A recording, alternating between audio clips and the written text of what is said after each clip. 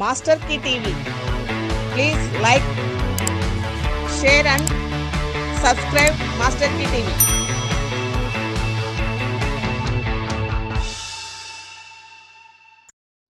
మద్యం మత్తులో యువకుల మధ్య పెరిగిన వివాదం హత్యకు దారితీసింది. నర్సీపట్నం డీఎస్పీ మోహన్ రావు కథన ప్రకారం కొత్త వీధిలో రాత్రి 11 గంటల ప్రాంతంలో బండారు కొండబాబు, రౌడీ షీటర్ బండారు సంతోష్ మరికొంతమంది యువకులు మద్యం సేవిస్తూ ఉన్నారు. ఆ సమయంలో ఎదురైన సర్వసిద్ధి నాగేశ్వరరావును ఈ సమయంలో ఎక్కడి నుండి వస్తున్నావు అంటూ ప్రశ్నించారు. అలా మాట పెరగడంతో ఇరువురి మధ్య వాగ్వాదం పెరిగి తోపులాటకు దారితీసింది.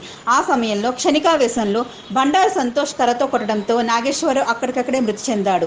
బంధువుల ఫిర్యాదు మేరకు కేసు నమోదు చేసి దర్యాప్తు చేస్తామన్నారు. ఇప్పటికే బండారు సంతోష్ అదుపులోకి తీసుకున్నామని, బండారు కొండబాబు పరారీలో ఉన్నారని తెలిపారు. ఇలాంటి సంఘటనలు పునరావృతం కాకుండా పట్టణంలో రాత్రిపూట గస్తీ పెంచుతామని, 10 గంటలు దాటిన తర్వాత బహిరంగంగా మద్యం సేవించి నిషేధిస్తామని అన్నారు. ఇందులో కూర్చోబెట్టుకుని శంకర్ అనే అతను మోటార్ సైకిల్ డ్రైవ్ చేస్తే సురేష్ అనే అతను ఈ వెనకాల కూర్చున్నాడు. ఈ ముగ్గురు కలిసి ఈ గురందరపాలెం నుంచి రోడ్లోంచి పెద్ద వీధిలోకి వచ్చి ఈ ఇక్కడ కొత్త వీధిలోకి వచ్చి పక్కన వాళ్ళ అతన్ని నాగేశ్వరరావుని దింపారు. ఇంటి దగ్గర దింపి తిరిగి ఆ శంకర్ అనే అతను తిరిగి వెనక్కి వస్తుంటే ఇక్కడ తిరిగి వెళ్ళేప్పుడే ఇక్కడ ముగ్గురు ఈ రౌడీ షీటర్ ఒక అతన్నాడు సంతోష్ అని, ఆ తర్వాత కొండబాబు అని, వాళ్ళిద్దరూ కూడా ఇక్కడ మద్యం చేస్తున్నారు. ఆ టైంలో ఇక్కడ కొంచెం గొడవ అయింది. ఇటు ఎందుకు వచ్చారా మీరు, ఈ టైంలో ఇటు ఎందుకు వచ్చారా అని చెప్పి అది ప్రశ్నించడం జరిగింది. మీరైతే గొప్ప అని చెప్పి ఇతను ఎవరైతే చనిపోయిన వ్యక్తి ఆ నాగేశ్వరరావు వాళ్ళని గట్టిగా ప్రశ్నించడం జరిగింది.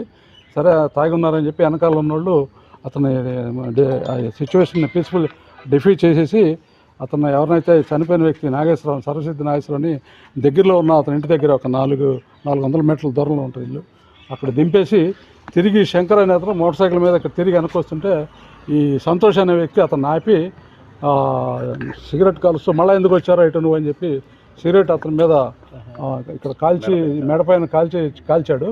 ఈ విషయం మళ్ళీ వెళ్ళి అతనికి ఎవరైతే చనిపోయిన వ్యక్తికి ఈ శంకర్ అనే వ్యక్తి వెళ్ళి చెప్పాడు, ఇలా నన్ను ఆపారు, సిగరెట్తో కాల్చారని చెప్తే అతను వెంటనే చనిపోయిన వ్యక్తి ఎవరైతే నాగేశ్వరరావు వెంటనే అడుగుదాం పదా అని చెప్పి ఇతను మన శంకర్ అనే అతను పక్కనే ఉండే ఒక నవీన్ అని వాళ్ళ బంధువు అవుతారు. ముగ్గురు కలిసి ఇక్కడికి అటాక్ వచ్చారు. నవీన్ మోటార్ సైకిల్ మీద ఇతను ఎక్కించుకుని వచ్చాడు, ఎవరిని ఈ నాగేశ్వరరావుని ఎక్కించుకుని వచ్చాడు.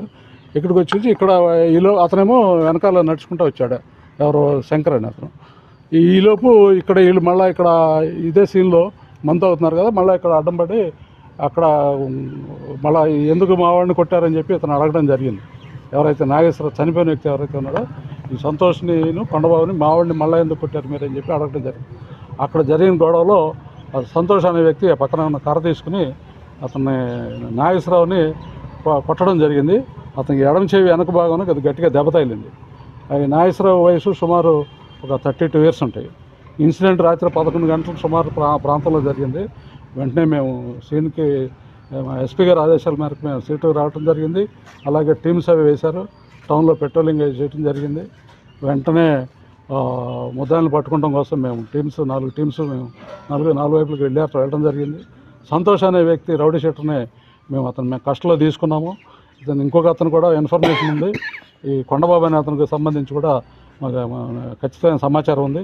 అతన్ని కూడా మేము ఈరోజు అరెస్ట్ చేస్తాము, చేసి ఇద్దరిని కూడా రిమాండ్ చేస్తాము. ఈ విషయం మీద మేము నిష్పక్షపాతమైన దర్యాప్తు చేస్తున్నాము.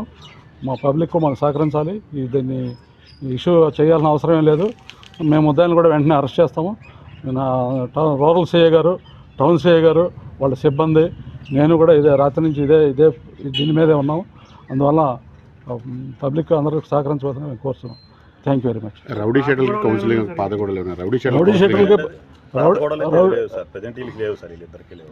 రౌడీ షీటర్లకి కౌన్సిలింగ్ ఏమైనా ఇస్తున్నారు? ప్రతి శనివారం మేము పిలవడం జరుగుతుందండి, కౌన్సిలింగ్ ఇస్తున్నాము. మ్యాక్సిమం చూస్తుంది, ఇంతకుముందు కూడా మీరు చూశారు, కౌన్సిలింగ్ ఇవ్వడం జరిగింది. ఇంకా ఎవరైతే కొంచెం యాక్టివ్గా ఉన్నారో వాళ్ళ మీద నిఘా ఉంది. ఎక్కడా మేము రౌడీ షీటర్ విషయంలో కాంప్రమైజ్ అయ్యే విషయం లేదు, అని చేస్తాం. ఈ విషయం మీద ఇది ఒక హెచ్చరికగా వాళ్ళు భావించాలి. ఇంకా తీవ్రంగా ఉంటాయి చర్యలు. ఈ రోజు నుంచి పెట్రోలింగ్ కూడా ఎస్పీ గారు చెప్పారు, సార్కి నాకు ఇద్దరికి చెప్పడం జరిగింది. పెట్రోలింగ్ విషయంలో కూడా మా వెహికల్ వేసి కంటిన్యూ తిరుగుతాం, ఎస్ఐలతో తిరుగుతాం. అదేవిధంగా బీట్ సిస్టమ్ కూడా పెంచుతాము. ఇంకా ఫ్యూచర్లో ఇలా అవ్వకుండా కూడా ముందస్తుగా ఇవన్నీ చేసి స్ట్రిక్ట్గా యాక్షన్ తీసుకుంటాం. కేసుల యొక్క తీవ్రత దృష్ట్యా పీడీ యాక్ట్ కూడా వేయడం జరుగుతుంది. ఆల్రెడీ మాస్టర్ కి TV please like share and subscribe master కి టీవీ.